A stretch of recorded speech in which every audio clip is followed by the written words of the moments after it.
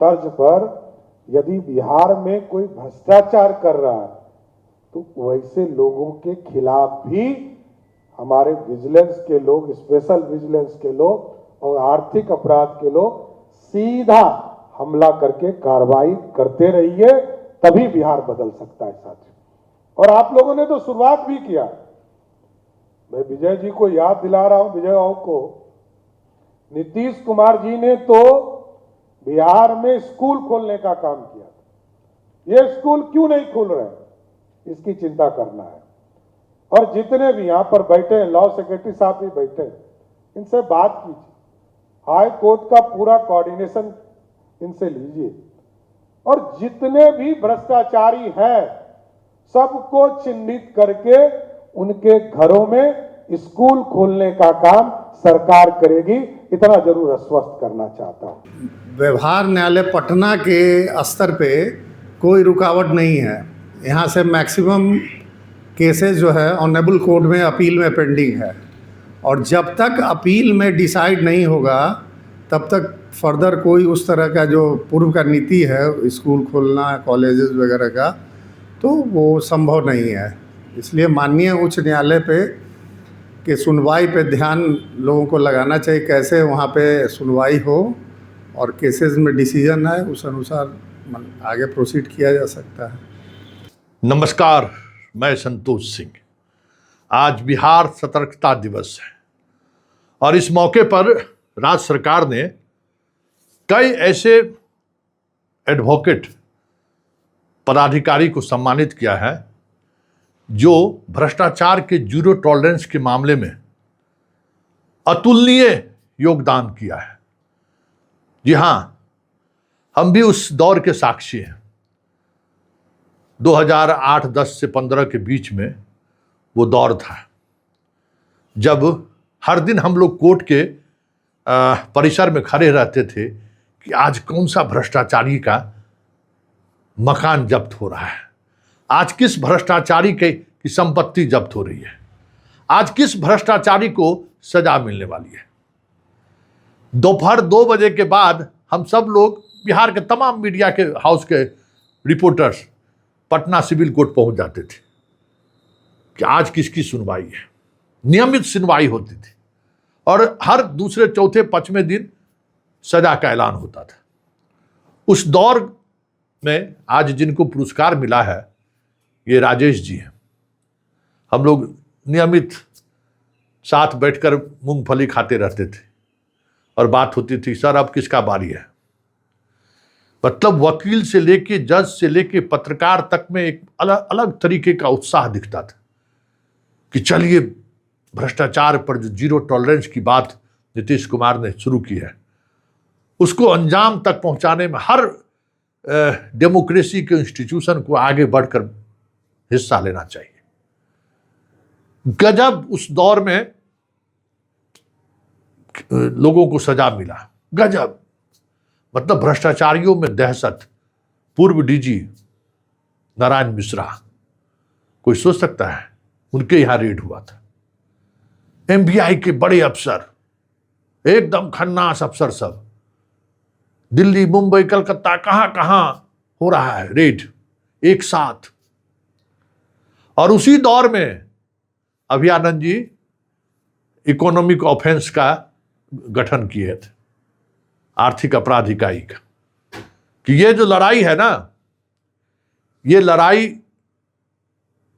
जब तक प्रभावी ढंग से लागू नहीं होगा तब तक अपराध थमने वाला नहीं है। अपराध का कैरेक्टर बदल गया है और वो कैरेक्टर ये है कि प्राधिकारी अब अपराधी बन गए हैं, लूट मचा रखा है। और जब तक इस अपराध पर अंकुश नहीं लगेगा तब तक न इस राज्य का विकास हो सकता है और ना ही विकास को लेकर तत्पर अधिकारियों में इस बात का भय होगा कि हम गलत करेंगे तो जेल भी जा सकते हैं। कितने आईएएस आईपीएस अधिकारियों पर, अरे भाई मुजफ्फरपुर का एसपी विवेक कुमार, एसपी रहते हुए, एसएसपी रहते हुए उसके यहां रेड हो गया। हालांकि अब थोड़ा राहत मिल गया। उस समय में सेंथिल क्या क्या नहीं हुआ इस प्रदेश में, कितना भी रसूख वाला व्यक्ति क्यों ना हो, कार्रवाई होती थी। भ्रष्टाचार को लेकर यह नंगा नाच कदापि नहीं, कोई सोच नहीं सकता था। तो आज उस दौर के उस उपलब्धि के लिए राजेश जी को मुख्यमंत्री की तरफ से सम्मान किया गया है। उस सम्मान के हकदार बहुत पहले थे, पहले भी मिला है इनको पुरस्कार, आज भी इनको पुरस्कार मिला है। अब तो ये सिविल कोर्ट के पीपी हैं, पटना डिस्ट्रिक्ट कोर्ट के पीपी हैं। उस दौर में विजिलेंस के सरकारी वकील हुआ करते थे, और जितना भी इस तरीके का मामला था सब में सरकार का पक्ष यही रखते थे। मतलब दहशत था, राजेश कुमार मतलब झुकेगा नहीं, पुष्पा झुकेगा नहीं, इस तरीके की बात थी इनकी। बहुत सारे लोगों को उन्होंने सजा दिलवाई। आज मुख्यमंत्री उसी पुराने दिनों की याद करते हुए तमाम सामने बैठे हुए अधिकारियों को कहा कि भाई उस समय में क्या क्या नहीं हुआ, अब भी ऐसा होना चाहिए ना, क्यों नहीं हो रहा है, क्या समस्या है, सब लोग मिल बैठकर बात करिए, उस दौर को फिर से वापस लाइए, एक माहौल बनना चाहिए। हालांकि उसके को लेकर जो नीतीश कुमार का कमिटमेंट लेवल था, उस कमिटमेंट लेवल पर सम्राट कितना खड़े उतरेंगे कहना मुश्किल है, लेकिन आज उन्होंने उस दौर को याद किया। तो जरा सुनिए क्या कह रहे हैं।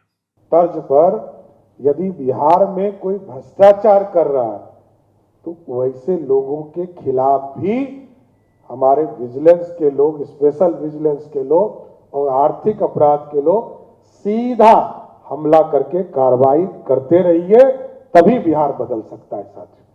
और आप लोगों ने तो शुरुआत भी किया।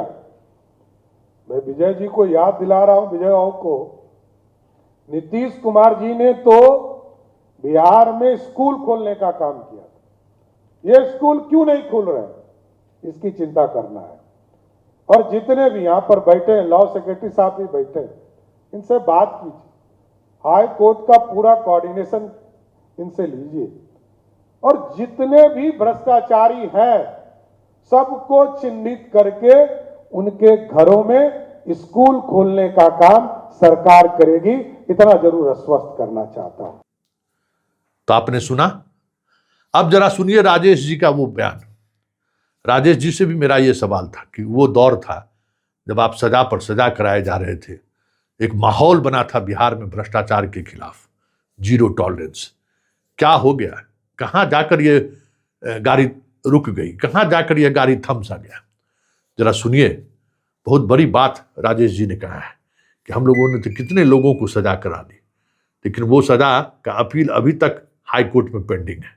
और सिर्फ पेंडिंग ही नहीं है, मतलब स्टेटस को लगा दिए कि अच्छा जब तक हम फैसला नहीं देंगे तब तक संपत्ति में जो आप स्कूल खोले हैं उसे छोड़ दीजिए, बाकी हम फैसला लेंगे तब आप तय करेंगे। जरा सुनिए क्या कह रहे हैं राजेश जी। अच्छा लग रहा है कि बिहार सरकार इस स्तर पे आके सभी को पुरस्कृत कर रहा है। ये 2010 का एक्ट है, बिहार स्पेशल कोर्ट एक्ट, जो नीतीश जी ने लाया जीरो टॉलरेंस के तहत, और उसमें अच्छा काम हुआ। उसमें एक्स डीजीपी, आईएएस वगैरह सभी के संपत्ति को जब्त किया गया, और उसमें स्कूल वगैरह भी खुला, जो सरकार का नीति था।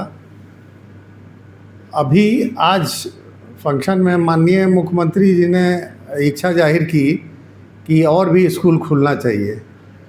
तो मैं ये जानकारी देना चाहता हूँ कि व्यवहार न्यायालय पटना के स्तर पे कोई रुकावट नहीं है।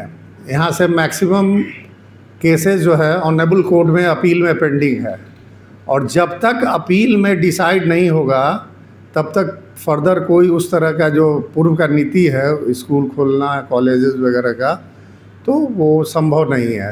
इसलिए माननीय उच्च न्यायालय पे के सुनवाई पे ध्यान लोगों को लगाना चाहिए, कैसे वहाँ पे सुनवाई हो और केसेस में डिसीजन आए, उस अनुसार आगे प्रोसीड किया जा सकता है। माननीय व्यवहार न्यायालय पटना में जो माननीय प्राधिकृत पदाधिकारी हैं, वो कुल अब तक 69 मामला उनके यहाँ दर्ज किया गया कॉन्फिस्केशन का। जिसमें 46 मामला में निर्णय आ चुका है। उसमें कुछ डेथ वगैरह भी हुआ, लेकिन मान के चलिए कि 40 मामला इंटैक्ट जो है में आया जजमेंट, जिसमें मात्र 4-5 मामले में माननीय उच्च न्यायालय ने ऑर्डर किया और स्कूल वगैरह खुला। शेष जो 35-36 मामले हैं वो आज भी माननीय उच्च न्यायालय में लंबित हैं। उस पर ध्यान देना चाहिए लोगों को, वहाँ माननीय उच्च न्यायालय से आग्रह करना चाहिए कि इसका डिस्पोजल किया जाए, तभी वो रास्ता खुलेगा जो बाधा बना हुआ है। तो आपने सुना कि राजेश जी ने क्या कहा है। ये जो अपना क्रिमिनल जस्टिस सिस्टम है ना, उस सिस्टम में कोर्ट की सबसे बड़ी जिम्मेवारी है। बाकी जो इंस्टीट्यूशन है वो तो उनको सपोर्ट करती है। कोर्ट को हमेशा इस बात को लेकर सजग रहना है कि जो हमारा पुलिस है, जेल है, हमारे जो सरकारी वकील हैं, वो सारे हमारे अंग हैं। और अपराध मुक्त हो या भ्रष्टाचार मुक्त हो बिहार या देश, ये तभी संभव है जब जुडिशियरी इस बात को समझे कि ये मेरी जिम्मेवारी है कि समाज अपराध मुक्त हो, समाज भ्रष्टाचार मुक्त हो। जब तक ये जिम्मेवारी जुडिशियरी के लोग नहीं समझेंगे, तब तक सम्राट भाई चिल्लाते रहिए, कुछ होने को नहीं है।